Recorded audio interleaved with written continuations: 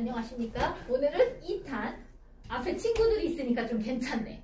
쟤네 지금 방관자적으로다가 황지원! 참여하라고! 이제 우리는 오늘 56페이지 46강 지질시대의 환경과 생물 중화반응하고 지시학 다 풀었는지 모르겠어요. 풀었니? 니 미쳤구나? 들었으면 풀어야 될 거 아니야. 이번 주 주말 수업하는 친구들 수업할 예정이니까 문제 다 풀어가지고 갖고 오세요. 아셨죠? 그러면 이번 시간에는 46강 지질시대의 환경과 생물에 대해서 알아보도록 하겠습니다. 그럼 먼저 지질시대라는 것은 뭐냐면, 지질시대란 잘 안 보이지만 한번 보도록 노력해보세요. 지질시대란 지구가 언제 태어났냐면 46억 년 전에 태어났어. 이거부터 현재까지 이것을 우리는 뭐라고 하느냐? 지질시대 이렇게 표현을 합니다. 책에다가 밑줄 쫙쫙 쓰십시다. 그러면 지질시대를 구분하는 기준일 거 아니야. 지질시대는 그래서 46년 전부터 현재까지를 얘기하는데, 우리가 선캄브리아 시대, 그 다음에 고생대, 그 다음에 중생대, 그 다음에 신생대, 이런 것들을 얘기하게 되는데, 선캄브리아대, 고생대, 중생대, 신생대 이런 것들을 나누는 기준이 있을 거 아니야. 기준. 이 기준은 뭘 가지고 나타나느냐? 화석을 이용할 거야. 화석을 이용한다는 건 뭐냐? 생물계가 급변해. 생물계의 급변. 이것과 또 하나는 부정합을 이용할 거야. 부정합을 이용해서 우리는 무엇을 알 수 있느냐? 대규모 조산운동 또는 조륙운동, 이러한 것들을 가지고 지질의 구조적 변화 등을 가지고 지질시대를 구분하는 기준이 된다. 그래서 이런 것들을 우리는 지각변동이라고 하겠죠. 이러한 지각변동 같은 것들을 가지고 우리는 지질시대를 구분하는 기준이 되는 겁니다. 아시겠습니까? 여기까지 됐어요? 그러면 첫 번째, 지질시대를 구분하는 기준은 생물계의 급변, 이것은 화석을 이용해서 확인할 수 있다. 조산운동, 조륙운동, 지각변동, 이것은 부정한 면을 가지고 우리가 확인할 수 있다. 이걸 가지고 지질시대를 구분하는 기준을 만들 거야. 아시겠니? 그러면 이러한 지질시대를 구분하는 기준을 확인하기 위해서 이용하는 것 중에 하나가 화석이라고 했어. 그러면 화석이 뭔지를 알아야 돼. 화석이라는 것은 뭐냐면, 지질시대에 살았던 생물의 유해나 흔적이 지층 속에 남아있는 것. 화석이란 지질시대에, 특정 지질시대에 살았던 생물들이 지층에 남아있는 것, 이런 걸 우리는 화석이라고 그래. 그러면 화석은 우리에게 무엇을 알려줄 수 있는가? 화석의 역할. 첫 번째, 과거의 생물의 구조와 특징, 진화 과정 등을 알게 해준대. 무슨 뜻이냐? 과거의 생물부터 현재의 생물들을 비교를 해보면 생물의 구조가 어떻게 변하느냐? 복잡해지고 크기가 커졌어. 말을 볼게. 옛날 시대의 말들은 굉장히 쪼만해. 근데 요즘 시대의 말은 크고 다리도 길고 이빨의 모양도 달라지고 이렇게 달라진다 이거야.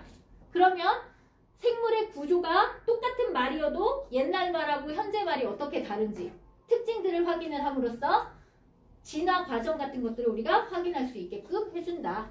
두 번째, 화석을 통해 또 알 수 있는 것. 다음에 화석을 통해 또 알 수 있는 것이 무엇이 있을까요? 지층의 생성 시기를 또 알려줄 수 있대요.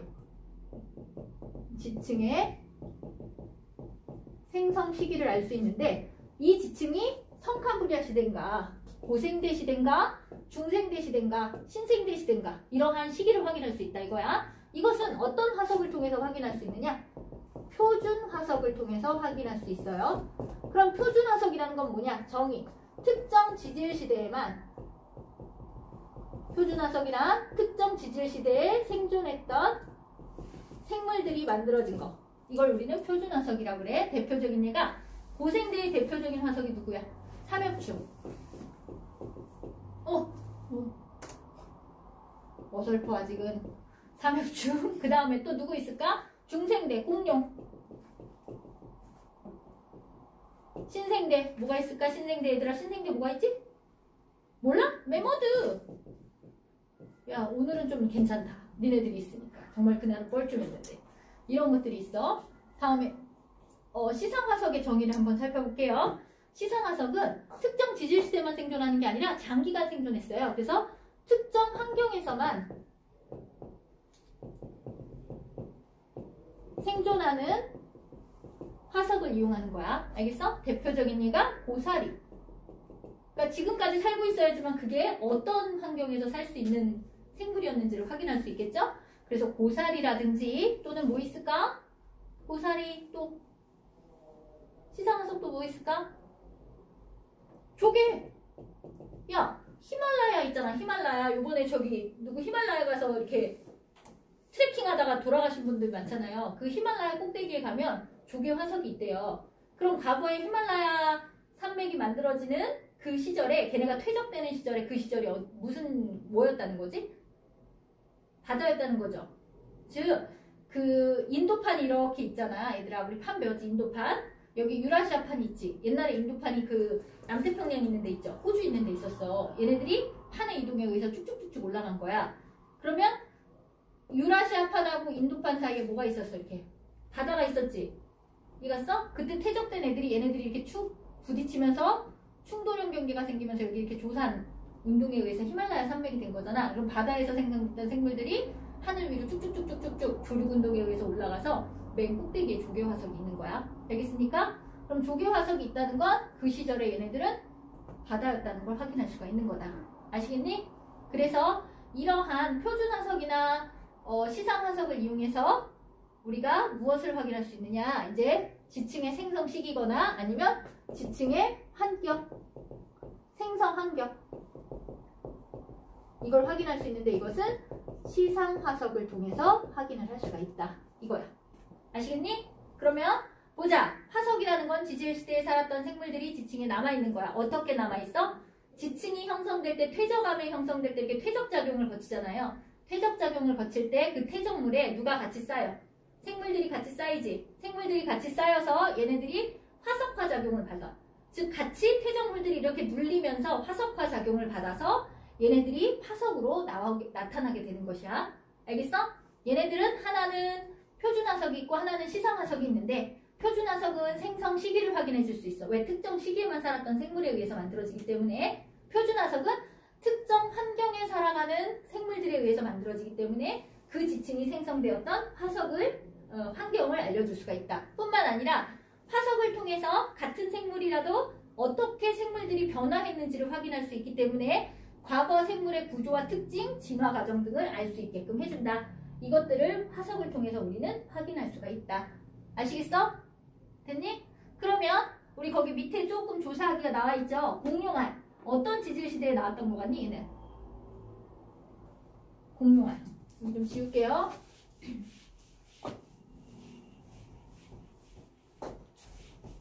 점점 잘 찍어야 되는데 어떻게 하면 더 잘 찍을 수 있을까?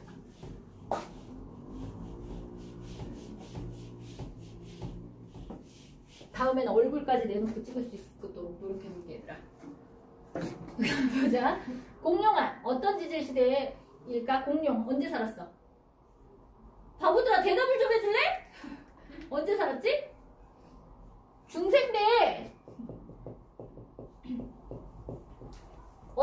그러면 공룡은 어디에 살았어? 육지에 살았어? 아니면 바다에 살았어? 육지. 그렇지. 공룡알은 중생대 육지 환경을 알려주는 거고 스토로마톨라이트 되게 유식해 보이지? 얘가 언제냐? 선캄브리아대야. 선캄브리아 시대. 이때는 선캄브리아대는 수많은 지각분동이 너무나 많았거든? 지각분동이 너무나 많아가지고 화석이 거의 안 만들어져. 근데 단세포 남조류, 남세균이라고 하는 애가 분체 형태로 돌에 딱딱딱딱 붙어서 생긴 화석이야. 그래서 선캄브리아 시대의 유일한 화석이라고 볼 수 있어. 알겠니? 잘 안 만들어지는데 만들어졌다 이거야. 알겠어? 이게 어디에 가면 많냐면 저게 남조류라고 했죠.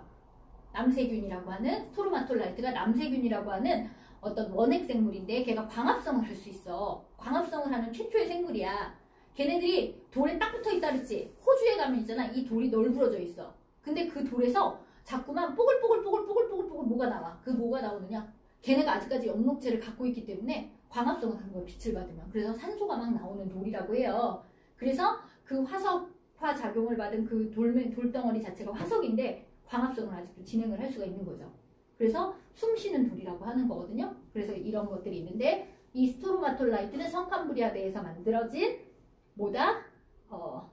그 대표적인 화석이야. 근데 남세균은 어디에 살았느냐? 물 속에 살았거든. 그래서 살았던 환경이 물, 이걸 알 수 있고.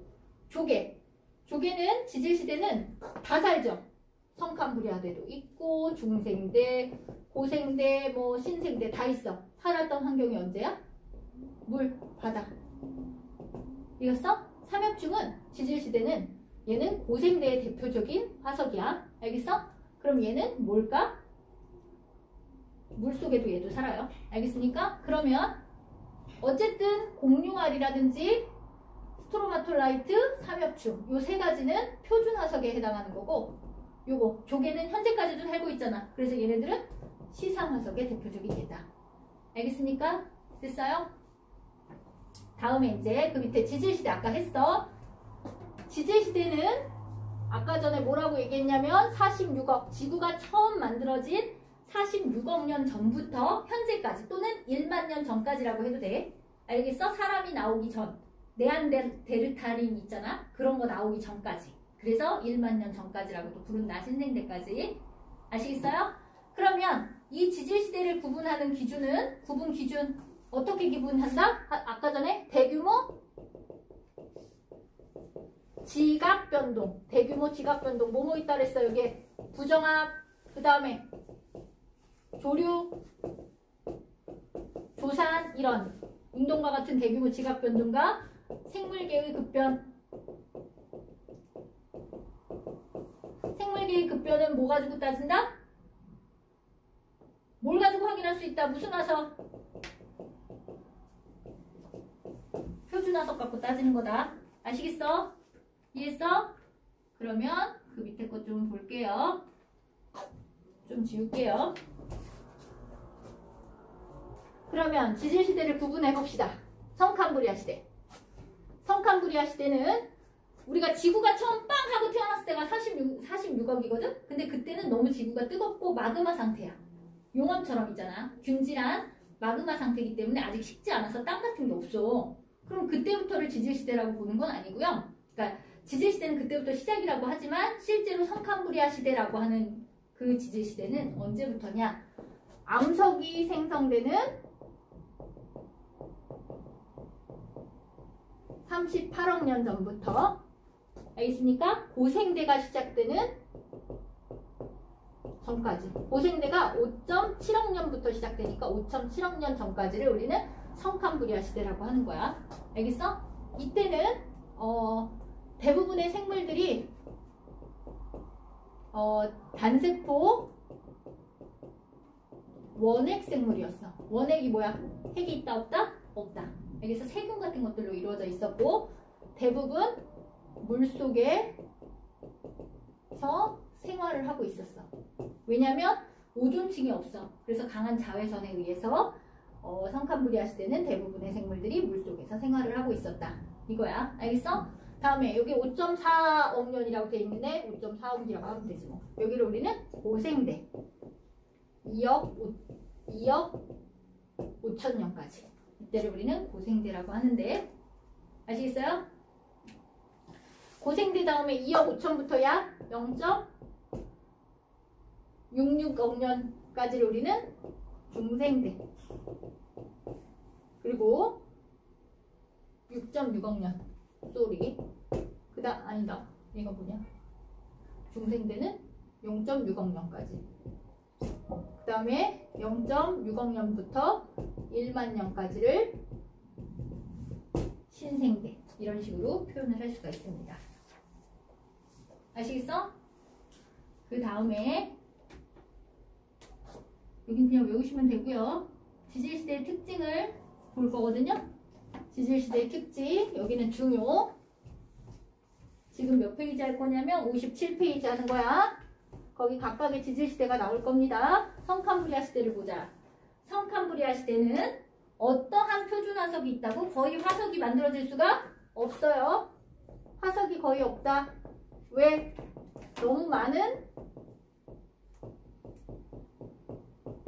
지각 변동이 너무 많아. 그래서 화석이 잘 안 만들어졌어. 그러나 만들어진 화석이 있는데 걔가 아까 뭐라 그랬지? 스토로바톨 라이트.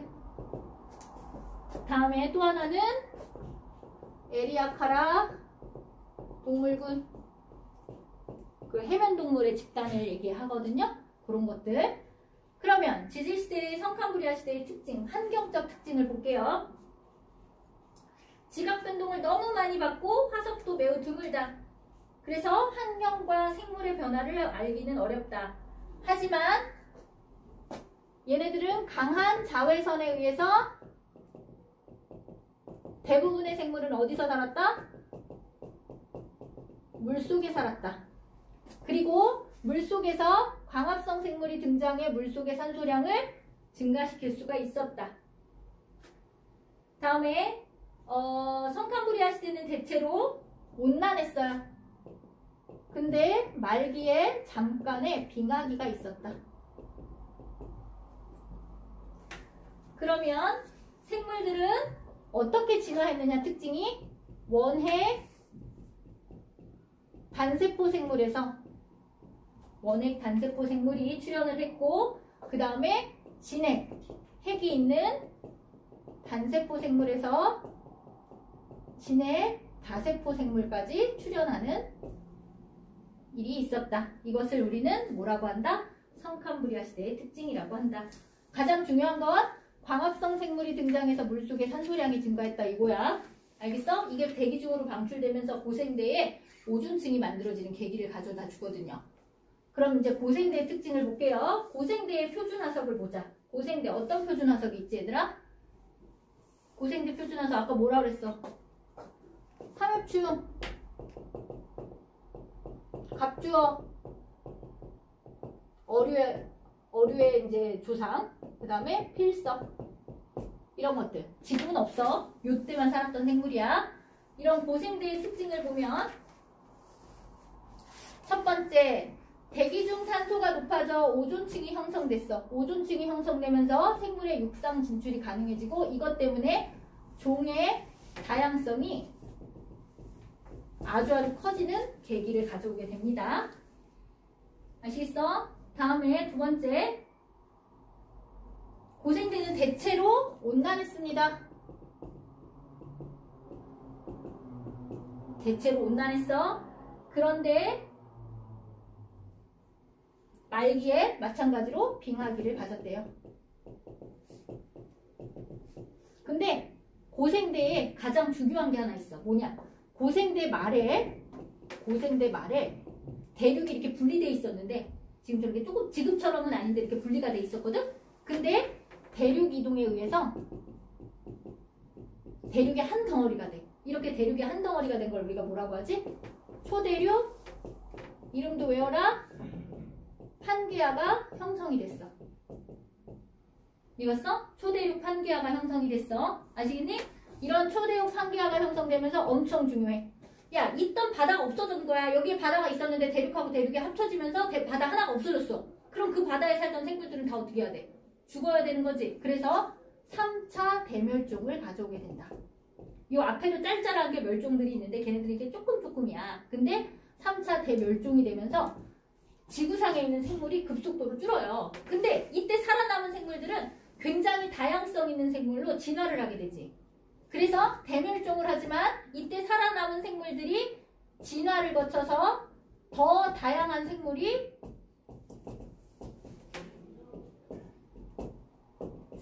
출현할 수 있는 계기를 만들어주기도 한 거야. 생물을 많이 줄였지만 거기서 살아남은 애들이 다양화됐기 때문에 그 환경에 적응하면서 더 다양성 있게끔 진화를 할 수 있는 계기를 만들어줬다. 이 뜻이야. 알겠지? 다음에 중생대는 대표적인 표준 화석이 공룡이나 암모나이드 이런 것들을 있어. 암모나이트 이런 것들이 있는데 이 중생대의 특징은 활발한 화산 활동으로 대기 중에 이산화탄소 농도가 증가하면서 기후가 온난해지고 건조해졌대. 됐어? 온실효과가 이제 커지기 시작했다. 이거야. 그 다음에 이렇게 되면서 중생대에는 전 기간에 걸쳐서 빙하기가 빙하기가 없었어요. 이렇게 되는 거야. 알겠니?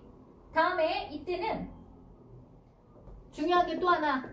아까 전에 만들었던 초대륙인 판게아가 분리되기 시작하면서 이때부터 이제 대서양이라든지 인도양 같은 새로운 바다가 생성이 되고, 야, 바다가 생성이 되니까 이제 이 바다에서 또 다른 생물이 진화를 할 수 있었지. 또 다른 생물이 막 출현해서 진화를 할 수 있는 시대가 된 거야.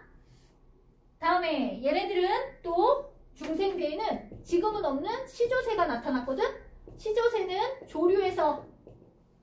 파충류에서 조류로 넘어가는 중간 단계죠. 그래서 파충류에서 조류로 어떻게 넘어갔는지 진화의 과정을 확인해 줄 수도 있었다. 이거야. 됐니? 다음에 가장 짧은 기간인데 신생대는 알프스 산맥과 히말라야 산맥이 형성되면서 말기에는 대륙과 해양이 지금처럼 5대양 6대죽 이런 식으로 분리가 됐어요. 다음에 대체로 온난했는데 4번의 빙하기와 3번의 간빙기가 있었대요. 그리고 후기에는 인류의 조상도 출현할 수 있었다.